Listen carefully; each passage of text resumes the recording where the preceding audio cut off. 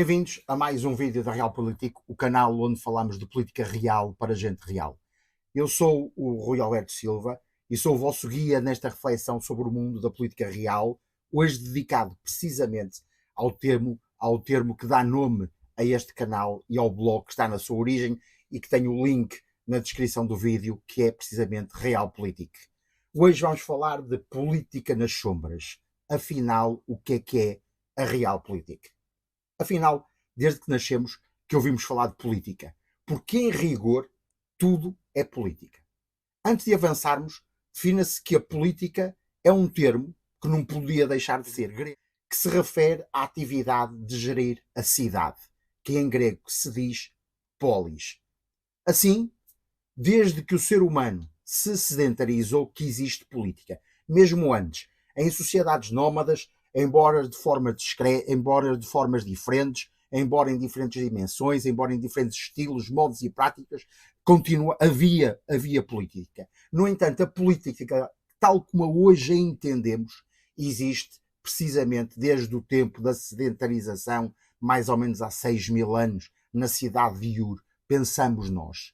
Assim sendo, política é definir, decidir e executar desde quem constrói a estrada, quem recolhe o lixo todos os dias, quem contrata professores, quem contrata os médicos, quem contrata os enfermeiros, se há alimento, se há água, se há as coisas que nós necessitamos para o dia a dia.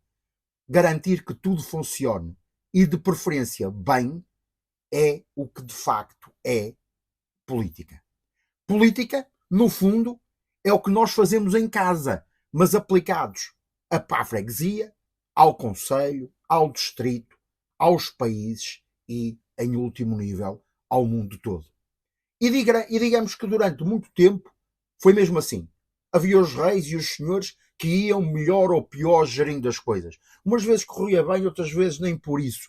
Era preciso mais alimento, invadia-se o país vizinho. Queria-se mais peixe a rotas comerciais, invadia-se a costa do oponente. E depois, claro, os sentimentos mais ou menos mesquinhos que sempre tornaram o ser humano este ser, afinal, tão interessante. Ora, tendo em conta tudo isto, nada é mais simples, especialmente em grandes, mesmo em gigantescas dimensões, que entender que tudo isto é bastante complexo e que na base de toda a política está, ou devia estar, o povo, de preferência bem tratado, feliz e contente, e por isso foram-se tentando vários sistemas, várias ideologias, isto é, vários modos de gerir tudo isto. A velha técnica da tentativa e erro, como em tudo, como em todos nós acabamos por fazer isso. Porque ao longo da história, as cidades e os países começaram a ficar cada vez maiores, mais complexos, com mais população, com mais exigências, e isto começou a denotar um fator fundamental em toda a política. O povo, de preferência, tem de estar satisfeito do modo como é governado. Pois povos insatisfeitos têm uma grande tendência de serem difíceis de governar, de seguirem a política que os seus políticos definiram, e pode-se chegar ao ponto desse mesmo povo expulsar os seus políticos, aqueles que executam a tal política, em coisas que normalmente são muito desagradáveis e que se chamam revoluções, e que, se os fins normalmente são muito elevados, os meios nem por isso. Lembremos-nos que na base da Revolução Francesa os ideais eram extremamente nobres, a liberdade, a igualdade e a fraternidade. Isto é, os seres humanos serem todos irmãos, que quer dizer fraternidade. E no meio disto tudo foram mortos pela guilhotina 40.000 pessoas em menos de 2 anos. Portanto, grandes ideais, os modos de os atingir é que são um bocado dúvidos. Isto ao ponto que na Grécia, sempre a Grécia, se ter criado o conceito de democracia, que significa literalmente o poder do povo. Isto é o povo que vai ser governado que escolhe quem o vai governar. Isto é, quem vai exercer a política, o governo da polis. Na teoria, pensavam eles, o povo elegeria sempre os seus melhores para o fazer. Por isso a política seria sempre bem executada. mas 3.000 anos de peripécias chegam para demonstrar que os nossos antepassados gregos estavam a ser assim, talvez, um pouco otimistas demais. Mas entre bons e maus, génios e mentecaptos, cá nos encontramos no ponto em que estamos hoje. E depois de monarquias, impérios, ditaduras, oligarquias e tudo isto e todas as outras tentativas, é precisamente a democracia, criada há mais de 3.000 anos, que vigora em quase todos os países do mundo, pelo menos ocidental, pelo menos é o que parece. É nesta necessidade de, por um lado, governar de facto a coisa pública, mas também em simultâneo de convencer o povo a votar para que se possa exercer esse governo, que se criou a divisão entre política e realpolitik. Foi no século XIX, desta vez na Alemanha, alguma coisa não grega, que um tal Clemens von Metternich, acho que disse bem, não disse bem de certeza absoluta, avançou com o termo em que política passava a definir a vertente mais ideológica, retórica, popular da gestão do Estado, e a realpolitik, pelo seu lado, passava a tratar do que de facto tinha que ser feito e realizado. Pois convencer o povo, levá-los a eleger os seus representantes, levá-los a aceitar as suas ideologias e a acreditar nessas ideologias, em ideais, convencer o povo a votar em nós, viu-se e vê-se que dá um enorme trabalho. Em especial quando o povo não quer saber quem é que vai recolher o lixo, como é que a água lhe chega à torneira, ou quem paga ou formou o médico que o atende quando está doente, ou ensina o filho quando manda para a escola. São coisas chatas demais, complicadas demais, e no final o importante disto tudo é uma coisa e uma só coisa: que tudo funcione para que se possa viver o melhor possível. Como isso acontece, não importa. Por isso, lá se desenvolveu toda uma arte, toda uma atividade que tem por objetivo convencer o povo que se vive bem e que se votar neste ou naquele se vai viver ainda melhor. E depois há tudo o resto que é necessário fazer para que isso aconteça. E é isso a que se passou a chamar realpolitik. O primeiro vislumbre que a população em geral teve desta realidade, desta diferença, não foi, curiosamente, nem pelos jornais, nem pelo estudo da história, mas sim pelo humor.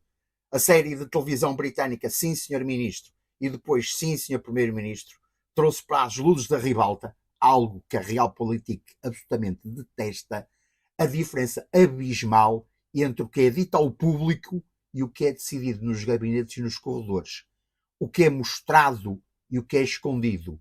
E como muitas vezes atos e feitos altamente louváveis e necessários são conseguidos pelos modos dos mais sórdidos e mesquinhos. A absolutamente genial personagem do Sir Humphrey Appleby, interpretada pelo ator Sir Nigel Adbodr, quase que se tornou sinónimo do que é de facto a realpolitik no seu cerne, no seu âmago. O mal disto tudo é quando o que as pessoas pensam de como se devia fazer as coisas não coincide como as coisas têm que ser feitas para que de facto acontecerem. Porque algumas vezes, a maior parte das vezes, a felicidade e a alegria do povo são conquistadas com práticas que não são nem felizes, nem alegres, muito antes pelo contrário. Se na política os meios não justificam os fins, na realpolitik os fins justificam sempre os meios. Por isso, a política passou a mostrar e a anunciar os resultados e a realpolitik a garantir que eles acontecem, seja como for, seja de que modo for, senão o povo não vive feliz e contente. Claro que esta divisão, com o surgir dos sistemas de direito democrático, com os órgãos de comunicação social, ainda por cima agora com as redes sociais e com a própria complexização do mundo, adensou-se muito mais. A política criou uma percepção idílica em que o mundo é naturalmente bom e que tudo se consegue desde que haja bom senso e justiça. Tudo é sorrisos, beijinhos, apertos de mão e visitas a criancinhas e a velhinhos e que tudo se vai resolver não tarda amanhã, pelo meio-dia, mais coisa, menos coisa, e isto vai ser um paraíso para todos. Eis a política no seu pleno funcionamento. E as pessoas acreditam. Só que o mundo e as sociedades que a compõem, constituídas por animais, mamíferos, os tais homos, e que só depois, e nem sempre são sapiens, continuam a ser impiedosos, egoístas e sanguinários, como foram desde a sua origem. Afinal, meus caros, ninguém revogou a lei da seleção natural e da evolução das espécies. Os fortes continuam a vencer e os fracos a perder. Os fortes continuam a ter e os fracos a não ter. Uns continuam a prosperar e outros a sucumbir. Uns sabem o que é a alegria, outros sabem o que é a amargura. É assim e é, convenhamos, como afirma Darwin, é mesmo assim que deve ser para que a natureza mantenha o seu equilíbrio. Assim, a Realpolitik criou um sistema, que até deu o nome de Deep State, em que alguns poucos fazem o que é necessário para que a maioria acredite piamente naquilo em que quer acreditar e em que é feliz, alegre e contente. A Realpolitik, enfim, é a política da realidade. É essa onde se faz acontecer, em que se decidem as coisas, em que se fazem as alianças, em que se cometem as traições, em que o foco está nos fins e não nos meios. É saber a verdadeira razão das coisas, as bases do que em rigor define as nossas vidas e os nossos dias e que me prende a atenção e que me leva a investigar, a estudar e também a partilhar convosco, humildemente, o pouco que vou aprendendo, descobrindo e desvendando. Claro, e cada vez mais, há uma opinião negativa da Realpolitik por parte do povo. Afinal, todos desconfiam do que não conhecem, em especial quando sabem que esse conhecimento e esse ocultar é deliberadamente intencional, calculado e planeado. E, de facto, há várias razões para isso. Muitas das coisas das quais estão relacionadas com a percepção absolutamente correta de que essa abordagem política dá prioridade a interesses pragmáticos e estratégicos em detrimento de princípios éticos e morais. O primeiro fator a contribuir para essa desconfiança é a falta de princípios morais transparentes, pois a Realpolitik foca-se nos interesses nacionais acima de considerações éticas ou morais. Em rigor, o que importa somos nós e os outros que se desenrasquem. Tal leva as pessoas a acreditar, e com toda a razão, que os líderes políticos estão dispostos a sacrificar princípios morais em nome do poder ou do interesse nacional, como de facto tem e deve de ser. Em segundo lugar, a Realpolitik centra-se na busca de poder e sobrevivência a curto prazo, em detrimento de objetivos mais amplos de justiça ou paz duradoura. Afinal, o povo quer saber o que vai comer logo ao jantar e não daqui a 20 anos pelo almoço. Claro que tal gera uma enorme desconfiança entre aqueles que acreditam numa abordagem mais idealista na política internacional e os que não acreditam nessa política. Em terceiro, porque, e com razão e não raras vezes, a Realpolitik recorre a manobras diplomáticas opacas, a estratégias realistas, que muitas vezes envolvem negociações e acordos de bastidores muito longe do escrutínio público, completamente nas sombras. Claro que cria suspeitas absolutamente legítimas no aspecto da política, sobre a transparência das ações dos líderes políticos, fazendo com que as pessoas perguntem se estão a ser informadas sobre as verdadeiras motivações por trás das decisões e, obviamente, que não estão a ser informadas.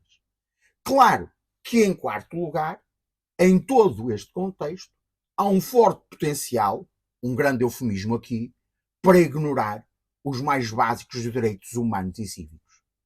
em alguns casos, a realpolitik obriga a decisões que ignoram considerações de direitos humanos em favor de vantagens políticas e económicas.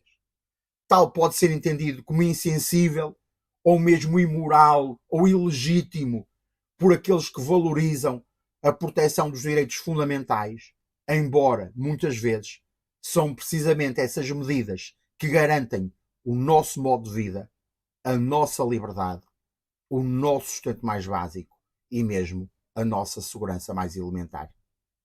Em quinto, a óbvia desconfiança em relação aos políticos, com a história repleta de exemplos de líderes que usaram a realpolitik para justificar ações controversas ou mesmo agressivas.